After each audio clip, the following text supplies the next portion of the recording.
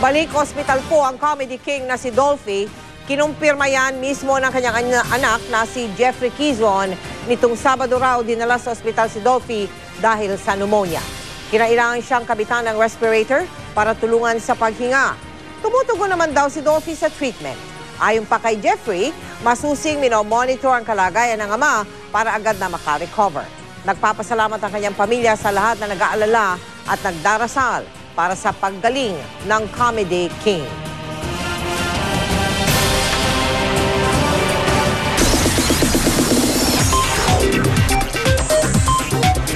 Chika Minute! Posible raw na mula sa physical injury ay iakyat sa attempted homicide ng kampo ni Montulfo ang reklamo laban kina Raymart Santiago at Claudine Barreto. Pero ang mag-asawa hindi raw nababahala. May report si Nelson Cadlas. Dahil daw sa YouTube video na ito ng away sa NAIA Terminal 3 noong May 6, nakita raw ng kampo ni Montulfo na dapat palitan ang reklamong physical injury na isinampa nila sa Pasay City Prosecutor's Office laban sa mag-asawang Raymart Santiago at Claudine Barreto. Makikita raw kasi sa video kung paano pinagtangkaan ang buhay ng kolumnista, kaya attempted homicide daw ang dapat niyang isampa. Kaya pala sinabi ni Mr. Montulfo noon na yung pananakal sa kanya, had it been prolonged a minute longer, he could have passed out. Kasi sabi niya nga, nag-insist sa isip niya na he's going. He's going at that very moment na mamamatay siya. Hindi naman nababahala ang kampo ni na Raymart at Claudine. Hindi rin naman daw nila kayang pigilan ang pabago-bagong reklamong isasampa laban sa kanilang kliyente. Sa amin, bahala sila kung gusto nila mag-file ng attempted murder, attempted homicide, o attempted rape, o ano man yan, Basta sa amin ang importante para sa aming mga kliyente, naniniwala kami na matibay ang aming kaso at may basihan. Malaki raw ang posibilidad na sa June 18 na nila dalhin sa korte ang upgraded complaint. Maaring magpresenta rin daw sila ng witnesses. Mayroon na po kayong 2 witnesses. Oo. Saan po ninyo nakuha ang mga witness? Maraming witness ang gustong nagbibigay ng suporta, nagpapahayag kung ano mga nakita nila. Kaya lang, these witnesses are just quite reluctant, apprehensive na madamay sa gulo. Dito sa kasong ito, it doesn't matter kung ilan ang witnesses mo. What's important is, are you telling the truth and is your story sound enough for justice to be on your side?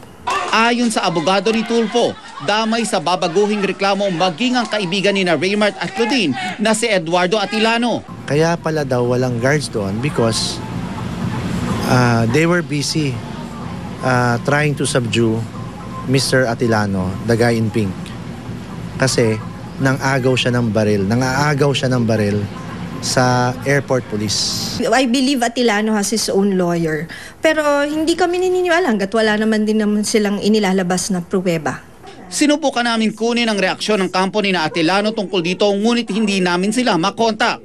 Kinumpirma ng kampo ni Tulfo na may 3 wave of attack ang ginawa ng grupo ni na Raymart at tila huling parte na umano ang nakikita sa video na kumakalat sa social networking sites. Pakiusap pa rin at paghamon ng grupo ni na Raymart.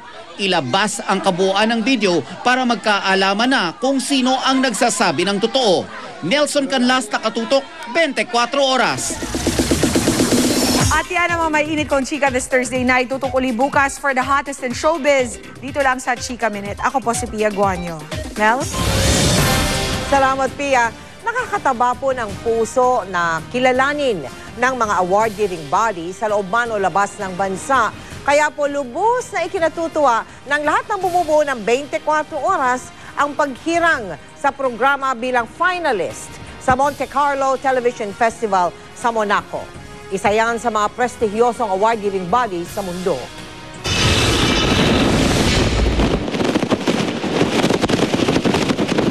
Sinong makakalimot sa mga naglalakihang along ito na gumimbal sa publiko Setyembre noong isang taon? Ang storm surge na yang dulot ng Bagyong Pedring sa Manila Bay nagdulot ng pagbaha sa maraming bahagi ng Rojas Boulevard.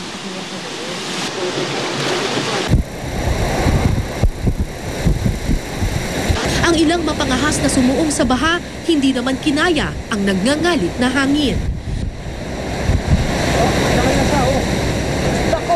Sa gitna ng dilubyong iyan, nakatutok ang 24 oras. At dahil sa komprehensibo nitong pagbabalita sa hagupit ng Bagyong Pedring, naging finalist sa prestigyosong Monte Carlo Television Festival ngayong taon ang primetime newscast ng GMA Network. Ang 24 oras ang tanging nominado mula sa Pilipinas at isa sa 2 nominado mula sa Asia. Makikipagtagisan ng 24 oras sa iba pang ginagalang na news organizations ng mundo gaya ng CNN, BBC at Al Jazeera. Itinatag ang Monte Carlo Festival noong 1961 at isa sa kinikilalang international award-giving bodies sa ngayon.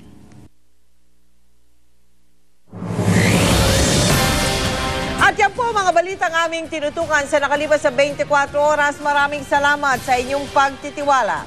Mula sa tahanan ng katotohanan, ako po si Mel Tiangco. At sa ngalan ni Mike Enriquez, ako naman Arnold Gravio, ito ang GMA. Walang kinikilingan, walang pinoprotektahan. Walang kasinungalingan, serbisyong totoo lamang. At dahil hindi natutulog ang balita, Nakatuto kami, 24 oras.